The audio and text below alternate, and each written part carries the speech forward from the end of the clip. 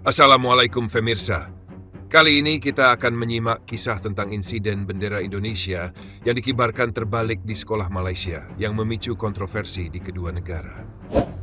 Namun sebelum itu, saya sangat berterima kasih kepada yang sudah like dan subscribe. Semoga bisa membahagiakan orang tua dan masuk surga. Tuliskan sholawat kepada Nabi kita di kolom komentar, karena sesungguhnya Allah dan malaikatnya juga bersolawat kepadanya. Di halaman sekolah internasional di Kuala Lumpur, para siswa berdiri dalam barisan rapi, sementara seorang guru dengan suara lantang memberikan instruksi untuk memulai upacara peringatan persahabatan antar bangsa. Bendera Indonesia perlahan dikibarkan, namun beberapa siswa mulai berbisik saat mereka menyadari bahwa warnanya terbalik, putih di atas, merah di bawah. Seorang siswa bernama Arif, yang ayahnya berasal dari Indonesia, segera mengeluarkan ponselnya dan merekam kejadian itu dengan perasaan tak percaya bercampur marah. Video rekaman tersebut diunggah ke media sosial hanya dalam hitungan menit. Dan dalam waktu singkat, ribuan komentar membanjiri unggahan itu dengan reaksi beragam dari kedua negara. Di tengah kehebohan yang mulai meluas, kepala sekolah menerima telepon dari seorang pejabat pendidikan yang menuntut penjelasan atas insiden yang dianggap mencoreng hubungan diplomatik Indonesia-Malaysia. Di Twitter, tagar bendera Indonesia terbalik mulai trending, memicu perdebatan sengit antara netizen Indonesia dan Malaysia yang saling membela pandangan masing-masing. Beberapa pengguna media sosial mengaitkan insiden ini dengan kejadian serupa di SEA Games 2017, sementara yang lain menuduh pihak sekolah lalai atau bahkan disengaja. Arif, yang tak menyangka videonya menjadi viral, mulai menerima pesan dari jurnalis dan aktivis yang ingin mengetahui lebih banyak tentang kejadian di sekolah-sekolahnya. Sementara itu, orang tua siswa keturunan Indonesia mulai merasa khawatir bahwa insiden ini bisa berdampak negatif pada anak-anak mereka di lingkungan sekolah. Di ruang guru, beberapa staf sekolah sibuk berdiskusi tentang bagaimana mereka harus merespons, sementara kepala sekolah tampak gelisah menghadapi tekanan yang semakin besar. Di Jakarta, anggota Komisi I DPR menggelar konferensi pers darurat, mengecam insiden tersebut sebagai bentuk kecerobohan yang mencoreng kehormatan Indonesia. Seorang jurnalis senior bernama Raka yang pernah meliput isu-isu diplomasi mulai menggali informasi lebih dalam dengan menghubungi kontaknya di Kementerian Luar Negeri. Pihak sekolah akhirnya mengeluarkan pernyataan resmi bahwa insiden itu hanyalah kesalahan teknis. Tetapi pernyataan tersebut dianggap tidak cukup untuk meredakan kemarahan publik. Menteri Luar Negeri Indonesia mengajukan protes resmi kepada pemerintah Malaysia, menuntut klarifikasi lebih lanjut dan permintaan maaf yang lebih serius. Sementara itu di Kuala Lumpur, kepala sekolah menghadapi tekanan besar dari berbagai pihak, termasuk dari orang tua siswa yang meminta kejelasan mengenai bagaimana hal ini bisa terjadi. Di ruang kepala sekolah, pria paruh baya itu duduk dengan ekspresi serius, membaca laporan dari stafnya tentang bagaimana bendera bisa dikibarkan terbalik tanpa ada yang menyadarinya.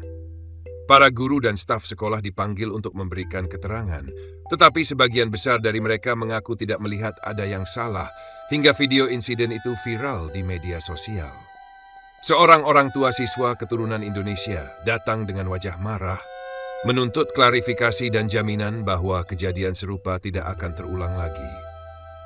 Sementara itu, Dewan Sekolah mulai mempertimbangkan dampak diplomatik dari insiden ini, khawatir bahwa pendanaan dari beberapa pihak mungkin terpengaruh oleh kontroversi yang terus berkembang. Kepala sekolah akhirnya menggelar konferensi pers singkat, berusaha menenangkan publik dengan janji penyelidikan menyeluruh, tetapi ekspresi gugupnya justru menimbulkan lebih banyak pertanyaan daripada jawaban. Raka, jurnalis senior dari Jakarta, tiba di Kuala Lumpur dengan tekad untuk menggali lebih dalam, membawa serta catatan tentang insiden serupa yang pernah terjadi di masa lalu. Dengan kamera kecil tersembunyi di sakunya, dia memasuki lingkungan sekolah sebagai seorang wali murid yang ingin mengetahui lebih banyak tentang budaya pendidikan di sana. Seorang petugas administrasi sekolah yang tampak canggung saat menjawab pertanyaannya, mengatakan bahwa insiden tersebut hanyalah kesalahan teknis yang terlalu dibesar-besarkan oleh media. Tidak puas dengan jawaban itu, Raka menemui seorang staf yang enggan menyebutkan namanya, tetapi memberikan petunjuk bahwa seseorang di jajaran atas mungkin mengetahui lebih banyak dari yang mereka akui.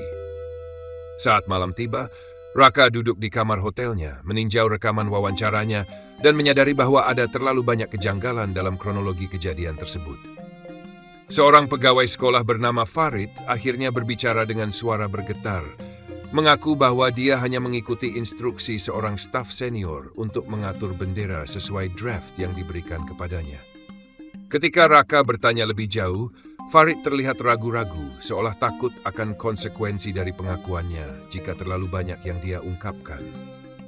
Beberapa staf sekolah lain yang diwawancarai memberikan pernyataan yang bertolak belakang. Ada yang menyebutkan bahwa ini murni kesalahan teknis, sementara yang lain menduga ada unsur kelalaian. Raka mencatat semua pernyataan yang ia terima dan menyadari bahwa ada pola.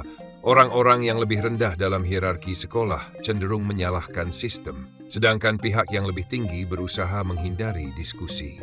Dengan firasat bahwa ini bukan sekadar kesalahan sepele, Raka mulai menelusuri siapa sebenarnya yang memberikan instruksi awal untuk mencetak dan mengibarkan bendera dalam posisi terbalik. Di Twitter, "Respect Our Flag" terus naik dalam daftar trending, dengan ribuan komentar dari netizen Indonesia yang menuntut tindakan tegas terhadap pihak yang bertanggung jawab. Beberapa media Malaysia mulai membela sekolah tersebut, menyebut bahwa kesalahan ini tidak disengaja dan menuduh publik Indonesia terlalu reaktif dalam menanggapi insiden ini. Beberapa figur publik dan selebriti ikut berkomentar. Ada yang meminta semua pihak untuk tetap tenang, sementara yang lain justru memperkeruh suasana dengan sentimen nasionalis yang semakin memanas. Pemerintah Malaysia mulai merasa tekan karena beberapa sponsor pendidikan mengancam akan menarik dana mereka jika kontroversi ini tidak segera diselesaikan. Raka, yang terus mengikuti perkembangan di media sosial, menyadari bahwa apa yang awalnya hanya insiden kecil kini telah berkembang menjadi isu diplomatik yang bisa berdampak jauh lebih besar. Setelah berhari-hari dalam tekanan publik, pihak sekolah akhirnya mengeluarkan pernyataan resmi yang berisi permintaan maaf atas insiden tersebut. Tetapi nada pernyataan itu terasa kaku dan formal. Beberapa orang tua siswa, terutama mereka yang memiliki hubungan dengan Indonesia, merasa bahwa permintaan maaf itu hanyalah formalitas tanpa ada rasa penyesalan yang nyata. Menteri Pendidikan Malaysia ikut berbicara, mengatakan bahwa ini hanyalah kesalahan teknis dan meminta masyarakat untuk tidak memperpanjang masalah yang justru memicu reaksi negatif dari publik Indonesia. Sementara itu, Raka mendapatkan bocoran bahwa ada dokumen internal sekolah yang menunjukkan adanya komunikasi sebelum insiden, yang bisa membuktikan bahwa kesalahan ini bukan sekadar kelalaian biasa. Dengan semakin banyaknya tekanan dan bukti yang mulai muncul, Raka tahu bahwa dia harus bertindak cepat sebelum ada upaya untuk menutup-nutupi kebenaran di balik insiden ini. Di Jakarta, seorang pejabat Kementerian Luar Negeri menerima panggilan mendesak dari rekan diplomatiknya di Malaysia membahas bagaimana insiden ini telah mengganggu stabilitas hubungan kedua negara. Sementara itu, di Kuala Lumpur, seorang diplomat senior Malaysia bernama Tan Sri Rahman berusaha meredakan ketegangan dengan menyusun pernyataan bersama yang dapat diterima oleh kedua belah pihak. Beberapa politisi di Indonesia mulai memanfaatkan insiden ini sebagai alat untuk meningkatkan citra mereka, menyerukan langkah tegas meskipun situasi sebenarnya masih dalam negosiasi. Dalam sebuah pertemuan tertutup, para diplomat dari kedua negara sepakat untuk tidak memperpanjang polemik, tetapi tekanan dari media dan publik membuat keputusan itu semakin sulit untuk dijalankan. Di balik layar, kepala sekolah yang terlibat dalam insiden ini menerima perintah dari pemerintah Malaysia untuk menjaga sikap netral. Tetapi ketegangan di internal sekolah semakin meningkat akibat berbagai tuduhan dan spekulasi. Raka terus menyelidiki lebih dalam dan menemukan bahwa kesalahan serupa ternyata sudah beberapa kali terjadi di sekolah yang sama, namun tidak pernah mendapatkan perhatian luas. Seorang mantan guru yang kini bekerja di sekolah lain mengungkap bahwa sebelumnya pernah ada insiden serupa dengan bendera Thailand, tetapi saat itu hanya dianggap kesalahan kecil. Raka menemukan dokumen internal yang menunjukkan bahwa desain materi upacara sekolah seringkali dikerjakan oleh pihak luar tanpa adanya pengawasan ketat dari staf akademik.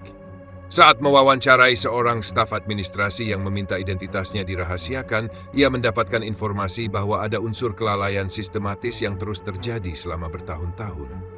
Dengan bukti-bukti yang semakin kuat, Raka menyadari bahwa ini bukan hanya masalah diplomasi sesaat, tetapi dia juga mencerminkan teori penguasaan pendidikan tertentu Indonesia. Manis. Di sudut kantin sekolah, seorang siswa keturunan Indonesia bernama Rizal mulai merasa terasing setelah beberapa teman sekelasnya mengejeknya dengan sebutan pengkhianat atau orang luar.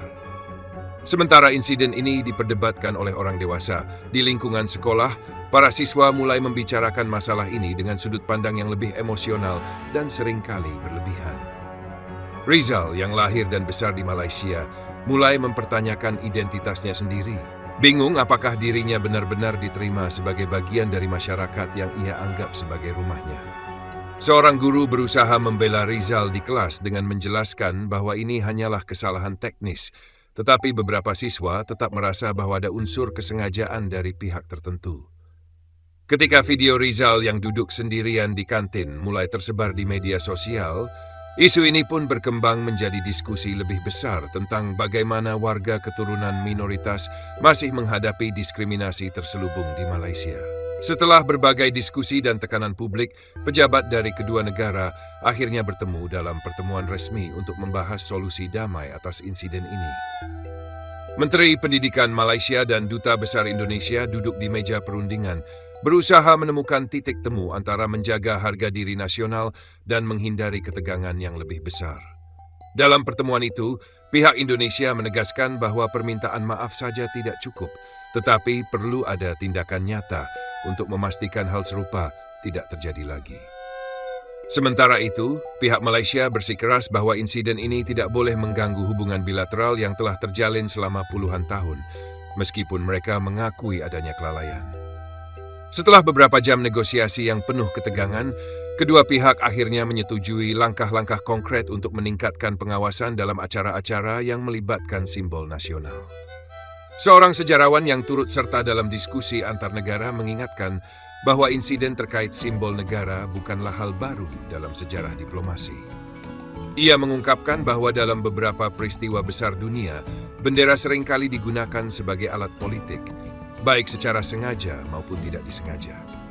Sebuah contoh dari masa lalu ditunjukkan ketika pada tahun 1960-an, kesalahan serupa terjadi dalam sebuah pertemuan ASEAN, tetapi ditangani dengan pendekatan yang lebih tenang dan penuh diplomasi. Dengan melihat kembali sejarah, para pemimpin di meja perundingan mulai memahami bahwa respons berlebihan bisa memperburuk situasi, sementara pendekatan berbasis edukasi dapat menjadi solusi jangka panjang. Akhirnya, usulan dibuat untuk menjadikan insiden ini sebagai bahan pembelajaran bagi siswa agar lebih memahami pentingnya simbol nasional dalam hubungan internasional. Sebagai bagian dari komitmen untuk memperbaiki hubungan, program pertukaran budaya antara Indonesia dan Malaysia diinisiasi dengan melibatkan sekolah-sekolah dari kedua negara. Sekolah yang terlibat dalam insiden ini setuju untuk merevisi kurikulum sejarah mereka agar mencakup lebih banyak perspektif tentang hubungan diplomatik antara kedua negara. Raka menulis artikel mendalam tentang bagaimana insiden ini mencerminkan tantangan yang lebih besar dalam hubungan bilateral dan pentingnya pendidikan yang lebih inklusif. Rizal, yang sebelumnya mengalami perundungan, mulai mendapatkan dukungan dari teman-temannya setelah program kesadaran budaya diperkenalkan di sekolahnya.